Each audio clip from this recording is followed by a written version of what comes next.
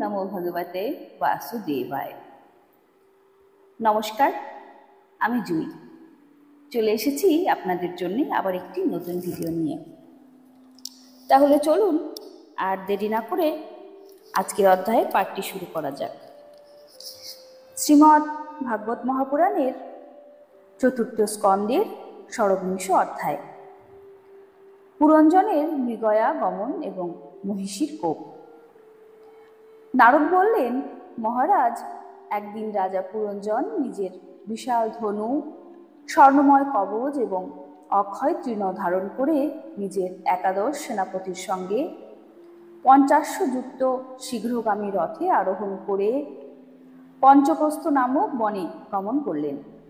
সেই রথে ২ ঈশাদণ্ড, ২টি চক্র, ২টি অক্ষদণ্ড, ৩টি ধ্বজ, ৫টি বন্ধন রজ্জু, ১টি রশ্মি, ১জন সারথি, ১টি উপবেশন স্থান, ২টি যুগ বন্ধন স্থান, ৫ ধরনের অস্ত্র এবং ৭টি আবরণ ছিল। সেই রথ ৫ রকমের ভিন্ন ভিন্ন গতিতে চলতে পারত এবং তার অলঙ্করণ সবই ছিল স্বর্ণরচিত। যদিও রাজার পক্ষে নিজের স্ত্রীকে মুহূর্তের জন্য ছেড়ে থাকা কঠিন ছিল, কিন্তু সেই দিন তার মৃগয়ার জন্য এমনই প্রবল বাসনা উপস্থিত হলো যে তার জন্য ভ্রুক্ষেপ না করে দর্পের সঙ্গে ধনুর্বাণ ধারণ করে শিকারে মত্ত হলেন। এই সময়ে আসুরি প্রবৃত্তি বৃদ্ধি পাওয়ায় তার চিত্ত অত্যন্ত কঠোর এবং নির্দয় হয়ে গিয়েছিল। তার ফলে তিনি নিজের তীক্ষ্ণ বাণের দ্বারা বহু সংখ্যক নির্দোষ বন্য প্রাণীকে হত্যা করতে লাগলেন। যার মাংসের প্রতি অত্যাধিক আসক্তি আছে সেই রাজা কেবলমাত্র শাস্ত্র নির্দিষ্ট কর্মের জন্য বনে গিয়ে প্রয়োজন মতো অনিষিদ্ধ যে প্রাণীর বধ শাস্ত্রাদি দ্বারা প্রতিষিদ্ধ নয় এমন প্রাণীকে বধ করতে পারেন। বৃথা প্রাণী হিংসা কোনো মতেই করবেন না। শাস্ত্রে এইভাবে লোভজনিত উচ্ছৃঙ্খল প্রবৃত্তিকে নিয়ন্ত্রিত করা হয়েছে। হে রাজেন্দ্র, যে বিদ্বান ব্যক্তি এইভাবে শাস্ত্র নির্দিষ্ট কর্মের আচরণ করে তার সেই কর্মানুষ্ঠানের দ্বারা উৎপন্ন জ্ঞানের প্রভাবে সেই কর্মের দ্বারা তিনি আর লিপ্ত হন না। অন্যথায় স্বেচ্ছানুসারে কর্মের অনুষ্ঠান করলে মানুষ অভিমানগ্রস্ত হয়ে কর্মবন্ধনে আবদ্ধ হয় এবং তার ফলে গুণ প্রবাহরূপ সংসার চক্রে পতিত হয় এবং বিবেক বুদ্ধি নষ্ট হয়ে যাওয়ার ফলে ক্রমশ অধোগামী হতে থাকে। পুরঞ্জনের নিক্ষিপ্ত বিভিন্ন প্রকারের পঞ্চযুক্ত বাণের দ্বারা বিদ্ধ হয়ে বহু প্রাণী অত্যন্ত কষ্টপূর্ণ মৃত্যুর গ্রাসে পতিত হতে লাগল। তার এই নির্দয় জীব সংহার সদয় হৃদয় ব্যক্তিদের পক্ষে একান্ত দুঃখজনক এবং অসহনীয় হয়ে উঠেছিল। এইভাবে সেই বনে খরগোশ, শূকর, মহিষ, নীলগাই, রুরুমৃগ, সজারু ও আরও অনেক প্রকারের মেধ্য পশু বধ করতে করতে রাজা পুরঞ্জন অত্যন্ত শ্রান্ত হয়ে পড়লেন। ক্ষুধা ও তৃষ্ণায় কাতর হয়ে তিনি মৃগয়ার নিবৃত্ত হয়ে বন থেকে রাজভবনে ফিরে এলেন। সেখানে যথারীতি স্নান ভোজনাদি সম্পন্ন করে কিছুক্ষণ বিশ্রাম নিয়ে ক্লান্তি থেকে মুক্ত হলেন।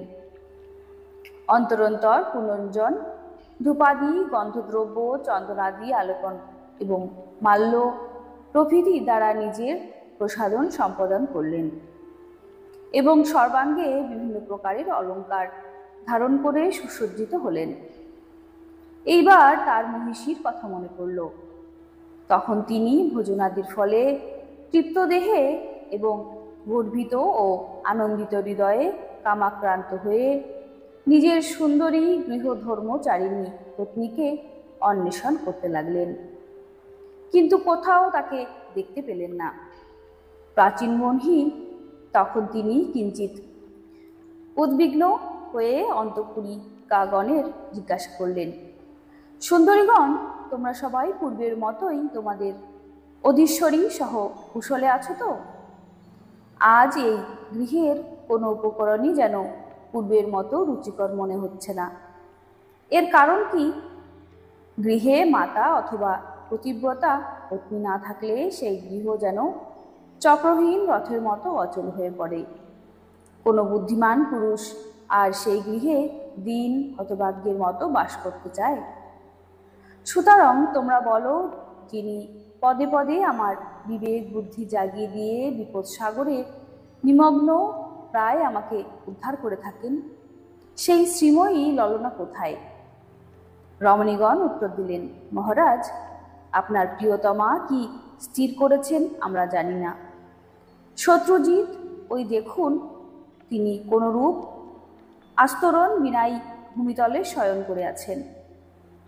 নারদ বললেন, পুরঞ্জন নিজ মহিষীকে অবমানিতার মতো অযত্নে অনাদারে ধূলিতলে লীন অবস্থায় দেখতে পেলেন এবং তার দর্শনরূপ সঙ্গলাভ মাত্রই তার বুদ্ধি যেন বিভ্রান্ত হয়ে গেল। তিনি অত্যন্ত বিহুল হয়ে পড়লেন। একান্ত দুঃখিত হৃদয়ে তিনি মধুর বাক্যে তাকে বহুভাবে সান্ত্বনা দিতে লাগলেন, কিন্তু প্রেয়সীর দিক থেকে তার নিজের প্রতি কোনরূপ প্রণয় কোপসূচক চিহ্নের প্রকাশ ঘটতে দেখলেন না। পুরঞ্জন অনুনয়ে বিশেষ পারদর্শী ছিলেন, সুতরাং তিনি এখন ধীরে ধীরে অনুনয় বিনয়ের দ্বারা মহিষীর মানভঞ্জনে প্রয়াসী হলেন। প্রথমেই তিনি তার চরণ স্পর্শ করলেন এবং পরে তাকে নিজ ক্রোড়ে গ্রহণ করে আদরের সঙ্গে তাকে বলতে লাগলেন। পুরঞ্জন বললেন, কল্যাণী, যে ভৃত্যরা অপরাধ করলে তাদের প্রভুগণ তাদের নিজের লোক বলে মনে করে শিক্ষাদানের জন্য দণ্ডবিধান করে না, তারা নিতান্তই হতভাগ্য। সেবকের প্রতি প্রভু কর্তৃত্ব প্রযুক্ত দণ্ড প্রকৃতিপক্ষে পরম অনুগ্রহ স্বরূপ। হে তন্মী, একমাত্র মূর্খ ব্যক্তি ক্রোধাগ্ন হওয়ার ফলে সেটি যে পরম উপকারী বন্ধুর কাজ তা বুঝতে পারে না। রুচির দন্তপঙ্কতি ও কমনীয় ভ্রুযুগলে শোভান্বিত হে মনস্বিনী, পরিহার করো তোমার এই অভিমান।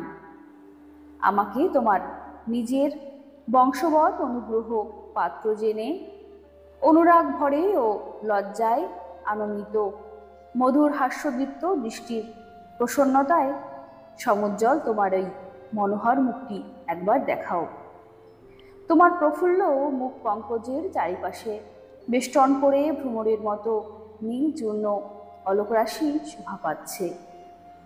উন্নত নাসার সৌন্দর্যে মণ্ডিত তোমার এই মুখের মধুর বাণী তাকে করে তুলেছে আরো মনমোহন। বীরপত্নী, যদি অপর কেউ তোমার কাছে কোনো অপরাধ করে থাকে তাহলে তুমি তার নাম আমাকে একবার বলো। যদি সে ব্রাহ্মণ কুলজাত না হয় তবে আমি এখনই তাকে শাস্তি দিচ্ছি। আমি তো একমাত্র ভগবান মুরারির ভক্ত ব্যতীত ত্রিভুবনে অথবা তার বাইরেও এমন কোনো ব্যক্তিকে দেখতে পাচ্ছি না যে তোমার কাছে অপরাধ করে নির্ভয়ে এবং আনন্দে থাকতে পারে। প্রিয়ে, আমি আজ পর্যন্ত কখনো তোমার মুখ এমন তিলকহীন মলিন নিরানন্দ ক্রোধাবশে ভয়ানক ক্লান্তিহীন এবং রুক্ষ দেখিনি, অথবা তোমার শোভন বক্ষস্থলকে এমন শোকাশ্রু প্লাবিত এবং তোমার বিশ্বাম্বর এবং কুম্পুর ভক্তা শূন্য দেখিনি। আমি ব্যসনাসক্ত হয়ে তোমাকে জিজ্ঞাসা না করেই মৃগয়ায় চলে গিয়েছিলাম। এজন্য আমি অবশ্যই তোমার কাছে অপরাধী। তাহলেও তুমি আপনজন বলে আমার উপর প্রসন্ন হও। কামদেবের ভীষণ বাণে অধীর হয়ে যে সর্বদাই বশবর্তী থাকে, সেই নিজের প্রিয় পতির প্রতি কোনো অনুরাগবর্তী রমণী বা যথোচিত আচরণ না করে তাকে প্রত্যাখ্যান করতে পারে? শ্রী মহর্ষি বেদব্যাস প্রণীত পারমহংসী সংহিতা শ্রীমৎ ভাগবত মহাপুরাণের চতুর্থ স্কন্ধের পুরঞ্জন উপাখ্যানের ষড়বিংশ অধ্যায় এখানে সমাপ্ত হলো। কেমন লাগছে আমার ভিডিওগুলি কমেন্টে আমাকে অবশ্যই জানাবেন।